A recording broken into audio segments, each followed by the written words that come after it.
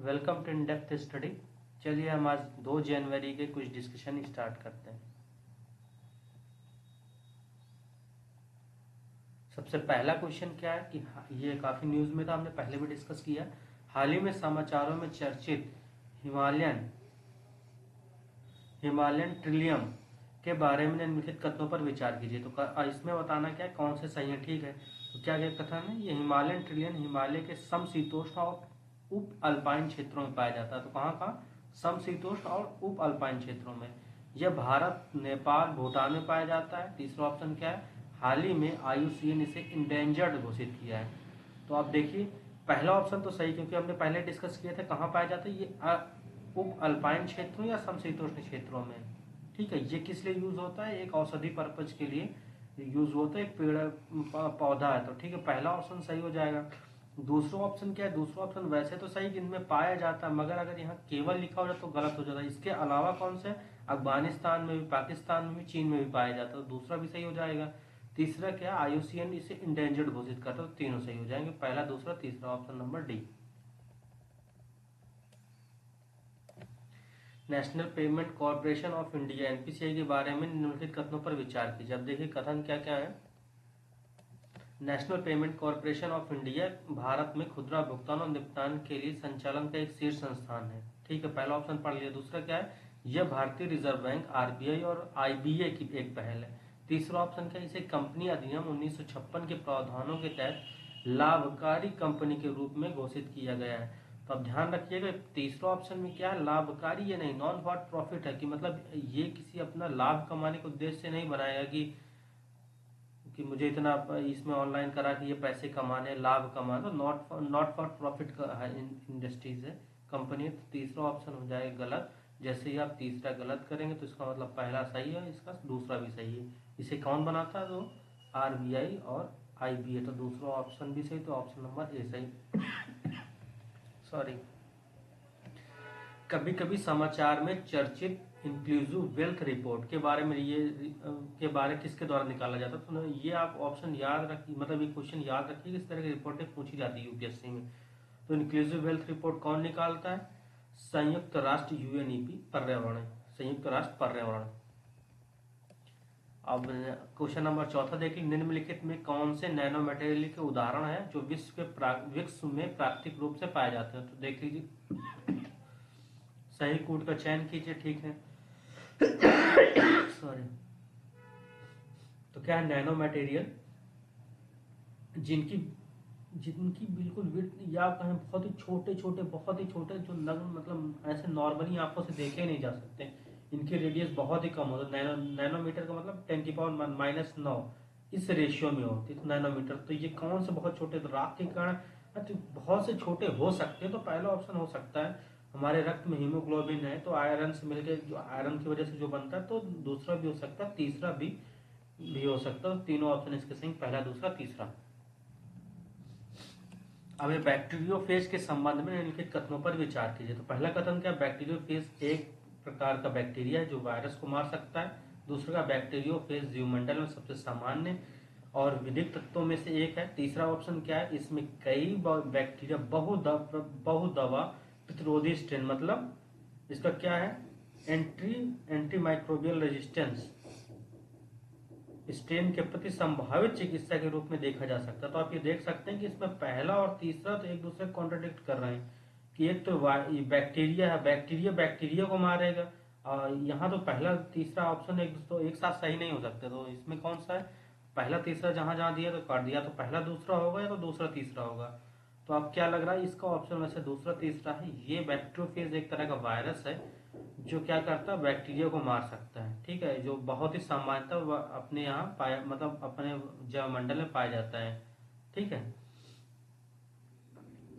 Question number छठवां देखिए क्या है, निम्नलिखित में से किसने सुझाव दिए कि केवल उन्हीं विषयों को संवर्धित सूची में स्थानांतरित करना चाहिए जो केंद्रीय राष्ट्रीय हित को प्राप्त करने के लिए बहुत ही महत्वपूर्ण हो। तो इसमें कौन है, पंची है। इसमें आप देख सकते हैं कि सबसे पहले ध्यान, अगर आपको नहीं पता तो आप ये देखिए कि राज्य और केंद्र से संबंधित कौन कौन सी कमेटी थी। तो राज्य और केंद्र से संबंधित जो भी कमेटी रही, उनमें हो सकता है कि हो, तो इसका सही ऑप्शन है ऑप्शन नंबर बी, पंछी आयो, पंछी। क्वेश्चन नंबर 7वां देखिए क्या है, निम्नलिखित कथनों पर विचार कीजिए, बताना क्या है कौन सा सही है। ठीक है, कथन क्या है, भारत में संवैधानिक न्यायालयों के समक्ष सूचीबद्ध मामलों में सुनवाई के पुनर्ग्रहण पर कोई लिखित नियम नहीं है।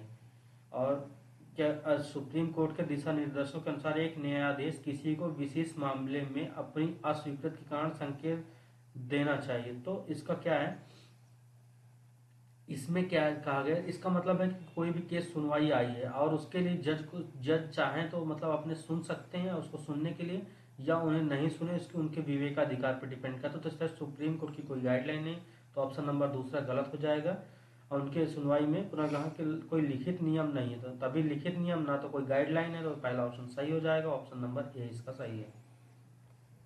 क्वेश्चन नंबर 8वां देखिए, मानव प्रतिरक्षा प्रणाली आजकल बहुत ज़्यादा न्यूज़ में आती है, हो सकता है कहीं ना कहीं पूछा जाए, क्योंकि इम्यून सिस्टम को कहते बहुत बूस्ट करना, इम्यूनिटी सिस्टम को मजबूत करना, तो उससे रिलेटेड है।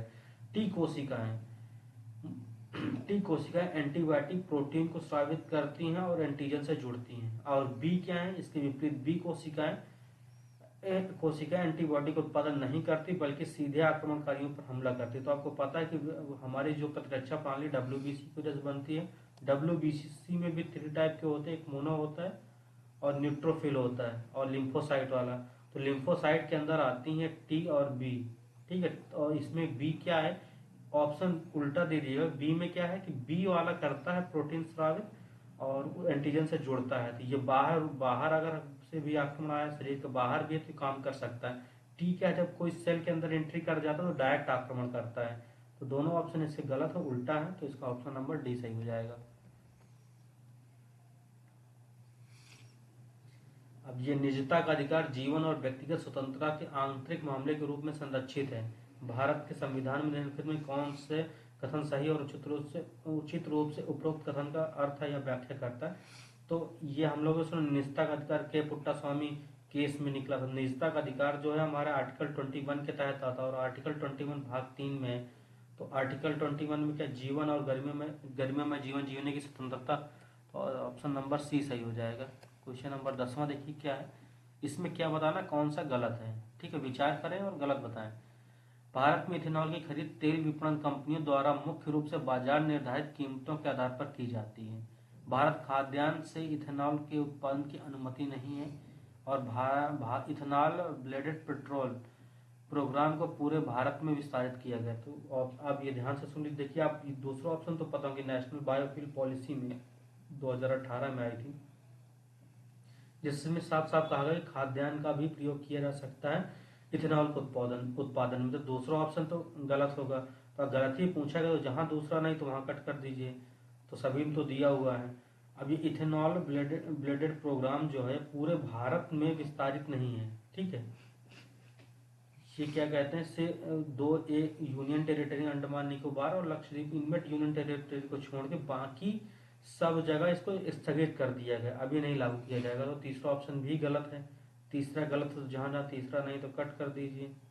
तो पहला दूसरा तीसरा तो ऑप्शन आपका निकल आएगा, तो आप वैसे भी निकाल देंगे कि पहला ऑप्शन गलत ही है। तो भारत में ये देख लीजिए, इसमें क्या कहते हैं, गवर्नमेंट ऑफ इंडिया रेगुलेट करती है, अभी मुक्त बाजार के रूप में नहीं निर्धारित किया जाता। तो पहला ऑप्शन भी गलत हो जाएगा। क्वेश्चन नंबर 11वां देख लीजिए क्या है, बायोफ्यूल पॉलिसी के बारे में क्या, निम्नलिखित कथनों पर विचार कीजिए। पहला कथन क्या है, जैव ईंधन 2018 पर राष्ट्रीय नीति में 2030 तक पेट्रोल में इथेनॉल के मिश्रण को 20% और डीजल में 5% का लक्ष्य रखा गया है। नीति में इथेनॉल उत्पादन के लिए केवल, ये यूपीएससी में पूछा भी जा चुका है, केवल गुड़ और मतलब जो बेकार हो चुके हैं और क्षतिग्रस्त खाद्यान्न के उपयोग की परिकल्पना की गई है। ऑप्शन नंबर तीसरा, नीति उपयोग के लिए खाना पकाने के लिए तेल से बायोडीजल उत्पादन को प्रोत्साहित किया गया। तो आप देख लीजिए, नेशनल बायोफ्यूल पॉलिसी 2018 थी, इसमें का खाद्यान्न के लिए कहा गया कि खाद्यान्न से आप उत्पादन कर सकते हैं। ठीक है, तो खाद्यान्न का मतलब ये नहीं कि केवल क्षतिग्रस्त, जो एक्सपेंस मतलब ज्यादा अगर खाद्यान्न हो तो उससे भी उत्पादन किया जा सकता है। तो ऑप्शन नंबर दूसरा गलत है। सही पूछा गया, तो जहां जहां दूसरा कट करेंगे तो आप सही विकल्प पहुंच जाएंगे पहला और तीसरे में। तो अब याद कर लीजिए, पहले क्या है, इथेनॉल मतलब नेशनल बायोफ्यूल पॉलिसी में कहा गया जो एथेनॉल ब्लेंडिंग होगी पेट्रोल के साथ वो 20% होगी और डीजल के साथ 5% होगी। और क्या कहते हैं इसमें जीबी कुकिंग ऑयल है, जैसे जो खाना बनाने के बाद ऑयल बचता है, तो इसको भी बायोडीजल बनाने के लिए प्रोत्साहित किया गया। तो पहला और तीसरा सही हो जाएगा।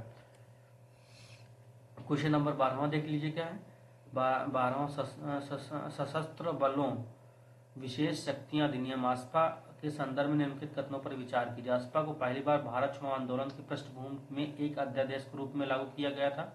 आस्पा को असम क्षेत्र में नागा विद्रोह से निपटने के लिए पहली बार लागू किया गया था। किसी राज्य और केंद्र सरकार के गवर्नर को किसी राज्य के किसी भाग को पूर्ण या शांत क्षेत्र घोषित करने का अधिकार है।